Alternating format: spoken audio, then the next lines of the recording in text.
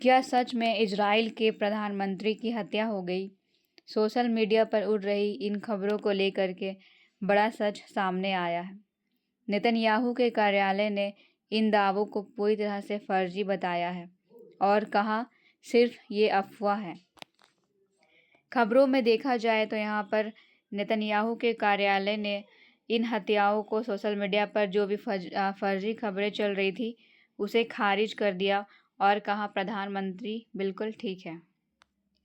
इसकी पूरी खबरों को देखा जाए कि ये मामला कहाँ से उठा था, तो ये मामला ईरानी हमलों के बीच में नेतन्याहू की मौत की खबर से उठा है।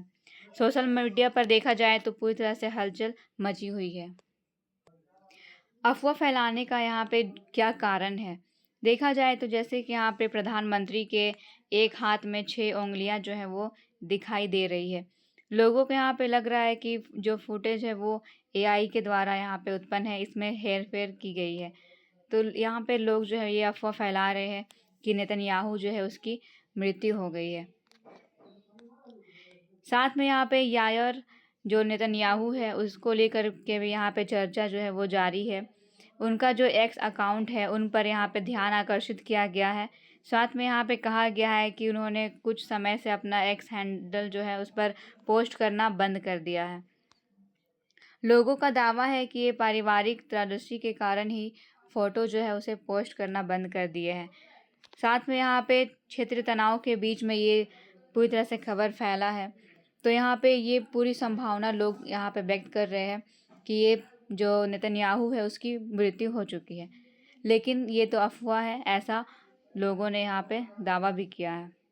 ईरान और इजराइल के बीच में यहाँ पे तनाव जो है वो लगातार यहाँ पे चरम उत्कर्ष पर देखा गया है। किस तरह से ये अभी बहुत ही ज़्यादा एक प्रबल रूप भी ले चुका है। ईरानी मीडिया उनकी मौत या फिर घायल होने की यहाँ पे दावे कर रही है, लेकिन यहाँ पे इजराइल का बयान है कि वे बिल्कुल ठीक है। ईरान ने यहाँ पे धमकी भी दी है कि अफवाह के बीच में अगर ईरान की जो यहाँ पे देखा जाए जो रिवोल्यूशनरी गार्ड्स हैं उन्होंने यहाँ पे कहा है कि अगर ये बयान झूठा है या जो नेतन्याहू है वो जिंदा है तो फिर उन्हें खोज करके मार देंगे वे लोग। अब हम लोग बात करेंगे ये पूरी घटनाओं से जुड़े जितने भी मामले हैं तो इसका क्या कारण है।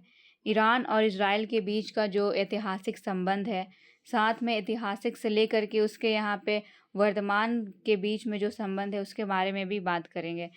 इस बीच में क्या क्या उन दोनों देशों के बीच में दोस्ती थी या फिर दुश्मनी किस तरीके से यहाँ पे बदल गया उसके बारे में भी। सबसे पहले अगर बात की जाए तो इसकी जो ऐतिहासिक संदर्भ है ये यहाँ पे सबसे अहम भूमिका निभाती है। 1979 की क्रांति से पहले ईरान और इजराइल जो है लगभग जो यहाँ पे बहुत ही अच्छे देश थे। यहाँ पे ईरान इजराइल को मान्यता देने वाला दूसरा मुस्लिम बहुल देश था। दोनों के बीच में मजबूत सुरक्षा और धार्मिक संबंध बने हुए थे। दुश्मनी की शुरुआत यहाँ पे होती है अयतुल्ला खुमैनी के नेतृत्व के कारण। जैसे ही अयतुल्ला खुमैनी जैसे ही यहाँ पे आते हैं उसके बाद इस्लामिक क्रांति के बाद ईरान में इजराइल के सभी जितने भी संबंध हैं उसे तोड़ लिए जाते हैं। फ़िलिस्तीन और यहाँ पे देखा जाए तो उसका यहाँ पे जो संघर्ष है उसका समर्थन करना शुरू कर दिया जाता है, जिससे इनकी दुश्मनी की शुरुआत हो जाती है। अगला यहाँ पे कारण देखा जाए तो वो है क्षेत्रीय टकराव। जैसे कि यहाँ पे ईरान लेबनान के हिजबुल्ला और यमन के हूती जैसे समूह को यहाँ पे इजराइल के खिलाफ समर्थन देना शुरू कर दिए थे। इससे इजराइल जो है वो अपनी दुश्मनी का या फिर अपना एक बड़ा खतरा समझने लगा था और धीरे धीरे इन दोनों देशों के बीच में क्षेत्रीय टकराव उत्पन्न होने लगा और ये टकराव भविष्य में अभी भी बहुत ज़्यादा ही टकराव के रूप में फैला हुआ है। परमाणु और सैन्य तनाव भी देखा जाए तो इन दोनों देशों के बीच में बहुत ज़्यादा फैला हुआ है। इजराइल ने यहाँ पे ईरान के परमाणु और जितने भी सैन्य ठिकाने हैं उन सारी जगहों पर बार बार हमला किए हैं। यहाँ पे देखा जाए तो ये अपनी सुरक्षा को लेकर के भी यहाँ पे इस पर जो है विद्रोह शुरू कर चुका था।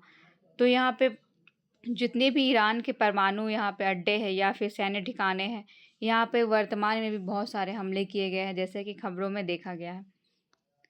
हालिया संघर्ष की अगर बात किया जाए तो जैसे कि यहाँ पे तनाव चरम उत्कर्ष पर पूरी तरह से पहुंच चुका है। इन दिनों इजराइल और अमेरिका मिल करके ईरान पर पूरी तरीके से यहाँ पे हमला कर रहे हैं।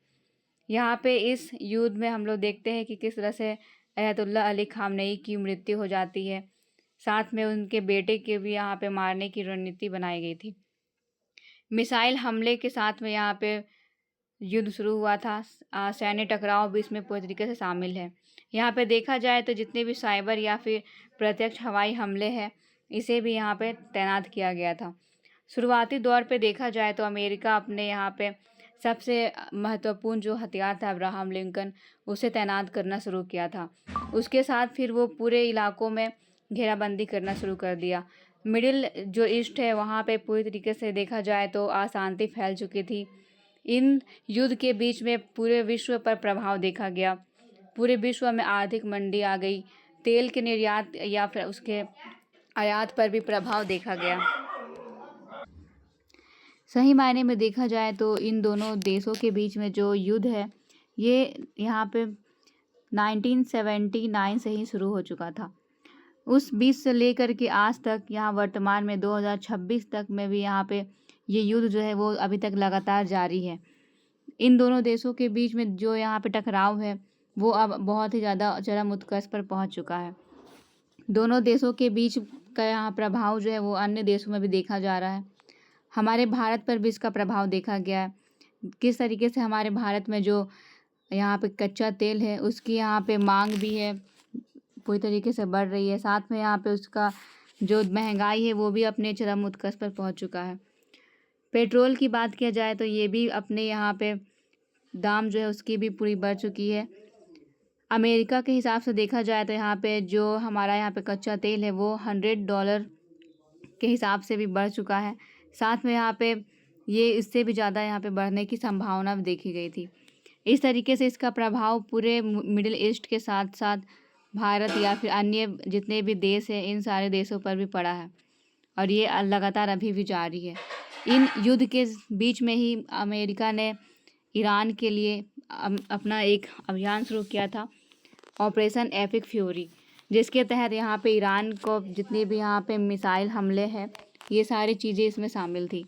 एपिक फ्यूरी जो ऑपरेशन था, इसके तहत यहाँ पे ईरान के जितने भी सैन्य जो संगठन थे या फिर परमाणु अड्डे थे, उन सारे जगहों पर वार किया गया।